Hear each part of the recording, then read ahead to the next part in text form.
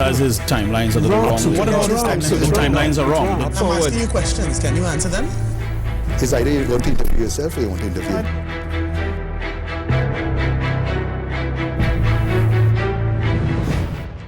Hello and welcome. Thank you for staying with us. I'm Jabari Fraser. This is A Current Affair. We have a packed program this evening. Not much time to talk about honeybees and so on. The People's Partnership, a coalition of political interests looking a bit slimmer compared to 5 years ago, launched its manifesto on Friday. The UNC, a depleted COP, the TOP and the NJAC have come together again to put themselves up to the electorate. The Prime Minister put forward a 112-page document with several different approaches, 20 pledges that the PP intends to keep by 2020, including doubling export of locally manufactured goods, increasing employment in manufacturing and services by 50% by 2020, serious diversification of the economy in the areas of finance, ICT, tourism, marine industries, food sustainability and creative industries. There is also a section called 10 flagship projects for action in the manifesto, including developing 7 economic zones, a medical tourism hospital also included. The Prime Minister was quite cautious in one area on Friday, which many commentators say causes quite a few problems of corruption. That's campaign finance legislation. She wasn't too clear on what her position was, but said that there would be legislation sometime during the term. And she was very clear on the sequel to one of her headline acts of 2010 to 2015, which was the laptop program. And she said that first-year university students would be given tablets or laptops, as well as primary school students. On set to discuss some of the issues raised in the People's Partnership Manifesto, Dr. Vaalmikki Arjoon, a financial economist, a lecturer at the University of the West Indies, David Abdulah, we all know him as the leader of the Movement for Social Justice, and on Skype, another young intellectual and student, Keston Perry, who is pursuing doctoral studies in development in the UK. Gentlemen, good evening. Thank you very much for being here with me. First, I want to ask Vaalmikki, Dr. Arjoon, what do you make of this manifesto thus far? I think this manifesto is actually centered towards investments on enhancing the productive capacity of the economy. I think it's geared towards creation of skilled jobs, skilled labor, more income, generating more wealth, and then by and large enhancing the GDP of the economy. It proposes to do this by an accelerated diversification program, part of which, in fact a huge part of which, is going to be based on the green economy. The green economy is something that is very novel to Trinidad and Tobago. It's the first time we may possibly be seeing the likes of it here in our economy.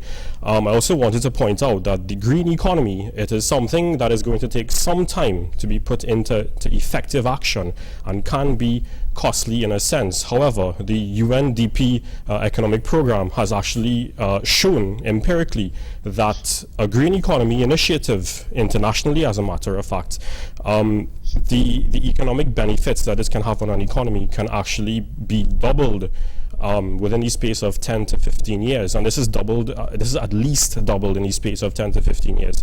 So I think this manifesto is showing us the possibility of a government that is not looking towards economic development and diversification, not just in the next 5 years, but also in the next 10 to 15 years and so on. So, Mr. Abdullah, do you think that there is that sort of long-term plan or long-term approach in the manifesto, talking about the green economy, the blue and the silver economy? You know, a lot of talk, a lot of words, smoke and mirrors, quite honestly. 20 pledges for 2020. What about keeping the pledges made in 2010? But the Prime Minister says 90% were achieved. She's talked in her opening statement in the opening of the manifesto that the people are more united than ever.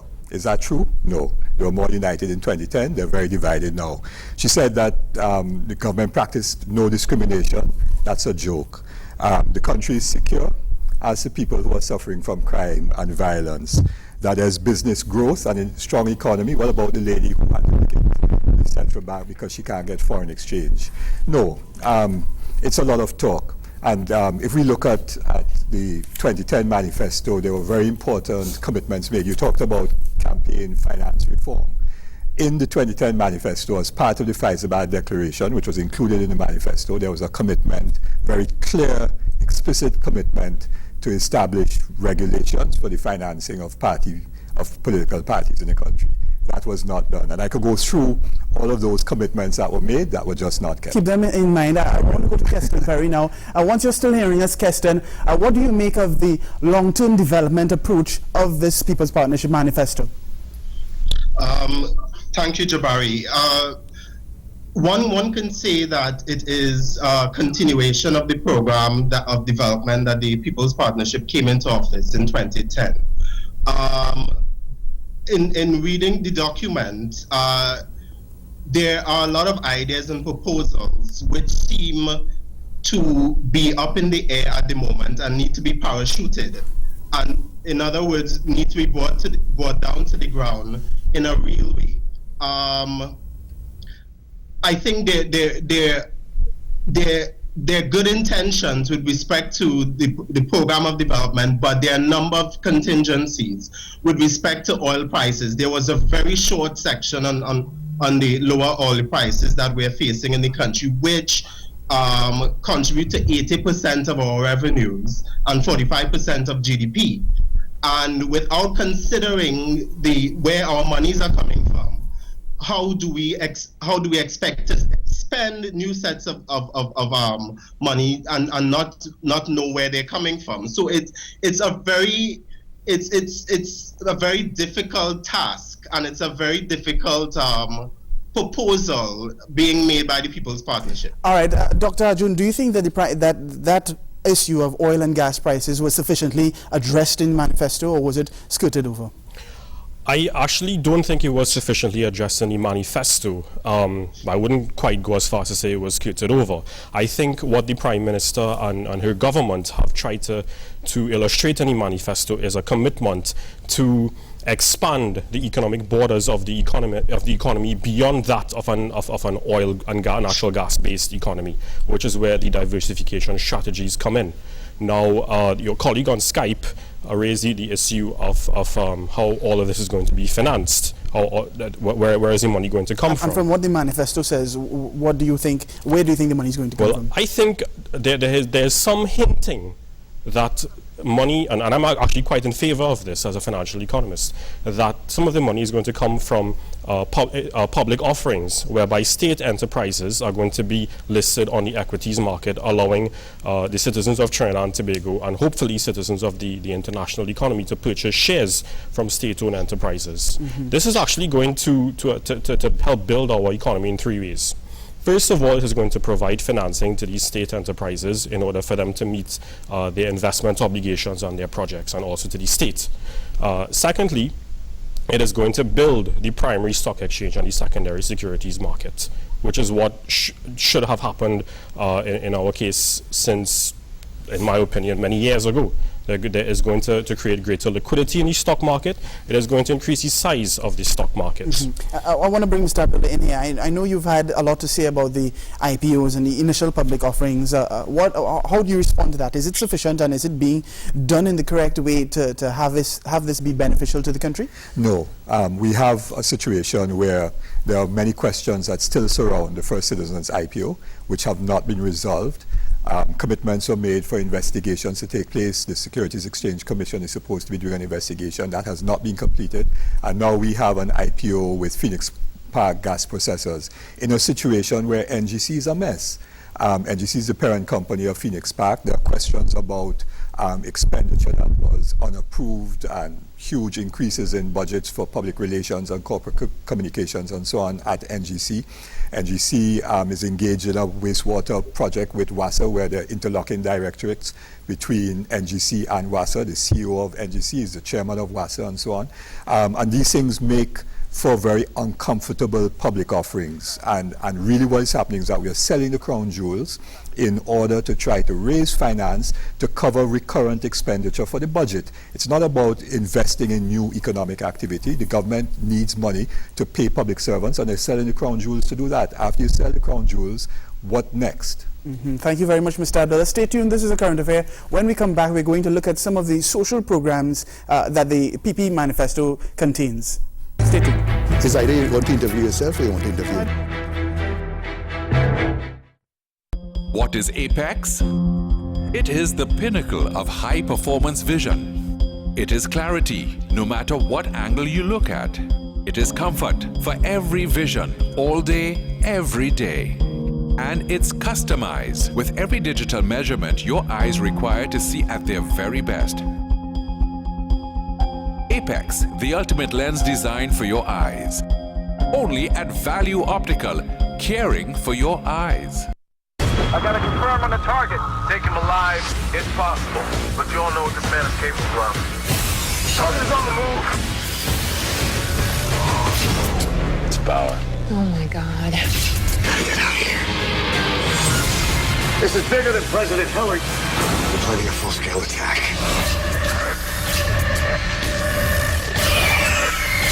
24 Live Another Day is on Tuesdays at 8 p.m. on TV6. I've been told nowhere on Hey, Andy Cooper. Yeah, you. Do a 180 and take a hike. I don't care about freedom of the press. Move the perimeter back. Move it back. Somebody shut that damn dog up. Where is Lee Berman? Where's the husband? Medcast, men, put on a broadcast. A new episode of CSI airs on Wednesday, August 5th at 9 p.m. here on TV6.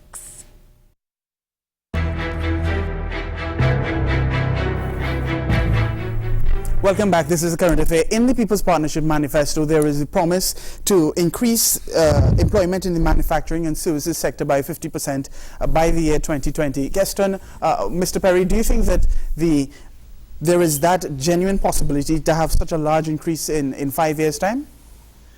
To put it frankly, Jabari, I think that's one of the pie in the sky proposals. Because this has been an idea that has been thrown around at the Ministry of Planning since 2011, when the Economic Development Board and the Council for Competitiveness and Innovation was set up. I don't know any country in the world that has increased that level of export within a 5-year period, 50%, and to increase manufacturing employment to increase the GDP contribution of manufacturing to 20%. Right now it's 8%. It does not seem credible, and I think we need to start having political parties accountable. We've been told that 90% of the last manifesto has been achieved, but we do not have a report or indication of how it has been achieved and in which areas it has been achieved. The talk about diversification has been going on since the 1960s. We are now in 2015, and manufacturing is still 8%. Over time, it has decreased over the past couple decades, and the energy sector has ballooned. What we have is 5% employment in the energy sector, which really does not count for much. All right, I want to bring Mr. Abdulah in right now. Mr. Abdulah, do you think that the ICT expansion in ICT services has been on the manifesto for some time? It was in the manifesto in 2010, and I don't know if we've missed the boat, but India, Colombia, many countries are far ahead of us. Do you think we can still catch up in that sector? Well, yeah, I'm not sure that we could catch up with countries that have huge infrastructure and much larger manpower resources than we do. We want to do things, and then we seem to be cutting our throats at the same time. So we talk about the cultural and creative industries, for example. I just want to use that as an example. And then you get rid of two key people at UTT who are driving a process of development of skills and capacity building. Camille Selvan Abraham in the area of animation, and another person in the area of fashion design. So how do you move forward at the same time that you are undermining your capacity to build? Because you have to build institutional capacity going forward. Do you agree with that? If I can answer your question as to how we can move forward, as a country, I think that public and private sector cooperation is the way forward in order to build the manufacturing sector. Yes, but there's no confidence. I met with the TTMA recently, the executive of the TTMA, and they're deeply concerned about the economy. There is no business confidence in the country right now. And without business confidence, you can't move forward. I mean, I saw in one of the sections that there's going to be a collaborative approach with business, labor, civil society. Well, 5 years ago, that was on the cards. I met with the Prime Minister herself, one-on-one, said to her, call a small meeting of business leaders informally, business leaders, labor leaders, and so on. Let's discuss the crisis of the economy and how it could move forward. Don't you think that there has It been was significant progress in the labor sector? I mean, the minimum wage has been raised. No, I'm not talking about specific things. There's significant sections that are in the industrial court. There are attacks on union leaders. There's a lack of confidence, lack of trust, and so on. The opportunities for doing that were 5 years ago. The Prime Minister had the opportunity, she blew the opportunity. And I don't know that those opportunities come back around. If I may interject there just a second. The public and private partnerships, public and private cooperation, there are many organizations within the economy that may not share the same view. And as a matter of fact, there's nothing to stop us, to stop our economy from going beyond the borders of Trinidad and Tobago and partnering with private institutions internationally, regionally, within Latin America, and also within China. How realistic is that, Dr. Arjoon, I think it is in a short space of time? I think it is very realistic. And let's take, for example, China. We have excellent trade linkages and international relations with that economy. That economy has exceptional plans for boosting the Green Economy Initiative as well. There is nothing to stop us from partnering with them and to learn from their strategies, apply it to our economy. There is also nothing to stop us from approaching them and other institutions, as a matter of fact, for assistance with research and development, innovation, grants, education and training as to how to go about putting the plans for the future in place. Mr. Perry, you have something to add there, I believe, yeah? The point about public-private partnerships, it's not a new thing. I think we talk about it in the sense that it is a new sort of phenomenon, and it's not. Public-private partnerships have been going on since Christopher Columbus sailed to the West Indies, because it was funded by the Spanish Empire. So public-private partnerships are not new. What is new is that the kinds of arrangements and the kinds of parasitic arrangements that they could foster. And we've seen many issues that have come up with respect to how government engages certain private sector companies and the kinds of contracting and so on that have it does not seem have actually contributed to a large extent to productivity and to employment in the sectors and in the ways that we would like them to contribute. All right, maybe this is a good time to tackle a bit of the social issue here. Dr. Arjoon, do you think that is there space rather for the social issues to continue as they have been going, social programs and for grants and so on to continue as they have been going over the last 5-10 years even? Well, I think some of these programs need to be restructured, right? For example, what is to stop the government, the partnership rather, what is to stop them from merging projects such as CPEP and URP with the tourism sector, training them even more to make certain and adding them into other economic sectors. And do you see anything in the manifesto that can lead to that and point it into a more efficient direction? Yeah, I do. There are several areas where it is discussed that they're promoting greater training, especially, and also that the investments that they wish to make in the manufacturing sector, there is also nothing to stop them from training these individuals to be engaged in the manufacturing sector to meet their targets as well. Mr. Abdulah? I think in the manifesto they have spent some time discussing research and training, and especially education and collaboration with the University of the West Indies to make this very much possible. Mr. Abdulah, point 20 of the manifesto of the 20 by 2020 says, we will ensure good governance through procurement reform, an enlightened political party financing regime, free and fair elections, strong independent institutions. What does an enlightened political party financing regime mean? I don't know. I suppose that it's supposed to be modern, perhaps. I don't know what enlightened is. But that's why the 2010 position was clearer, that there would be legislation that would regulate party finances, which is very clear. So we don't know what the details of that promise are. But if you look at the last bullet point, you see the words are nice. But let's take strong independent institutions. This government, the reality of the last 5 years, has undermined all of the institutions of state. And that's there. People know it. People have experienced it, and so on. There's been abuse of office by persons in politics. But that sounds like the default opposition position. No, it's not a default opposition position. In other words, you have to strip down the words and go on track record. If this was a party in opposition, then one could say that was good intent, excellent intentions, have no problem with that. But you have to measure that against a track record of the last 5 years. This is not a new government. This has been there for 5 years. And therefore, they cannot get away with making trite statements without an assessment of their track record. Sure, go ahead. I just want to interject in what you're saying. You see, this is where the IPO can actually come in very handy.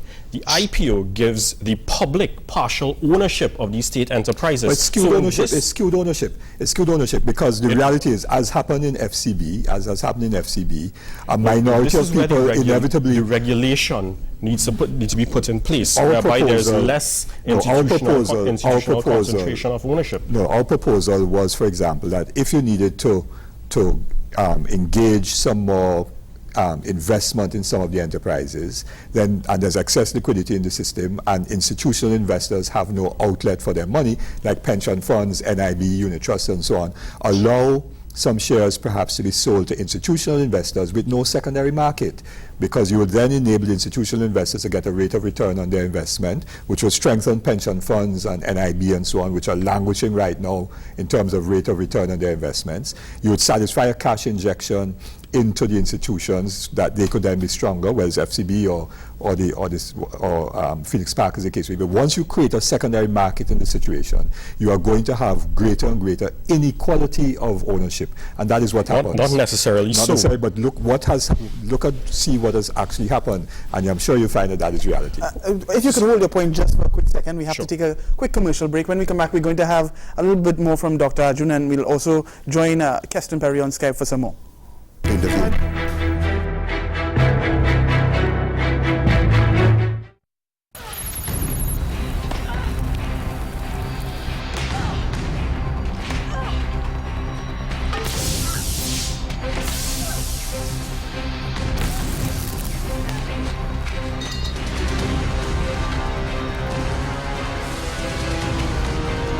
Marla Sokoloff, Billy Campbell and Christopher Lloyd star in part 2 of the sci-fi movie Meteor.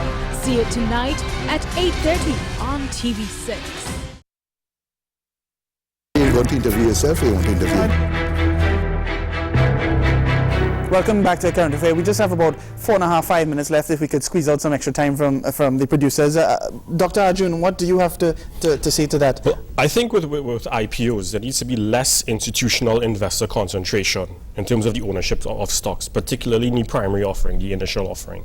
This is going to allow for more of the shares to be traded in the secondary market over time, and to provide a more liquid market. In addition to that, coming back to a point that Mr. Abdulah was making, this is actually going to help solve the so-called principal agent problem that we may have going on in several of these state enterprises, where the objectives of certain individuals at the helm of the organization may not be in line with the objectives of the public. Okay, and but it is going to enhance the corporate governance structure then of these enterprises, where the objectives of the state and the objectives of the public are going to have to be made in line with the objectives of let's say the directors or the individuals that run these organizations. What economic measures can be put in place to ensure that all of those directives and plans align, and there is no controversy as in the FCB? It's simple. It's going to require greater rules and regulations, greater accountability, and more attention to financial stability in the economy. I know that the central bank has actually made a lot of strides in enhancing financial stability in the economy, but of course there's a lot. Is there sufficient enforcement of the rules? And let's just take that for the moment. The central bank has not enhanced financial stability in the economy, given the fact that it has made a total and utter mess of the foreign exchange market, and there are serious problems for business people and private individuals who wish to get access to foreign exchange because they messed around with a system that was working. So I just want to diss that. And let me just, because I know time is almost out.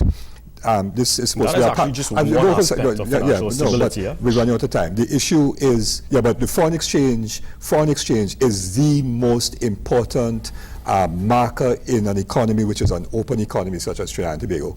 We lose control over the foreign exchange situation, and inflation rises, we get devaluations and so on. But let me just very quickly, because I want to get one final word from this guest. The issue of this manifesto, I would like to know who drafted the manifesto. In 2010, there was a group from all the parties participating in the drafting of the manifesto. I would like, and I think COP, TOP, all of them have to say who were their persons on the manifesto drafting committee, because when it was presented only by the Prime Minister and her Minister of Planning. And I suspect that is where it was done. I was not a collaborative approach, but time will tell. If they're transparent, I want to find that out. Okay, and final thoughts from you, Mr. Perry, of the People's Partnership Manifesto. I'll leave it up to you to decide what you want to speak about in the next 30 seconds. With respect to the IPO, there was some discussion about the IPO being carried out in order to have greater economic participation by regular citizens. I think that seems a bit strange, because how many people do you know on minimum wage or who work in the informal sector of the economy can actually buy shares in a gas processing company? In addition to, go ahead.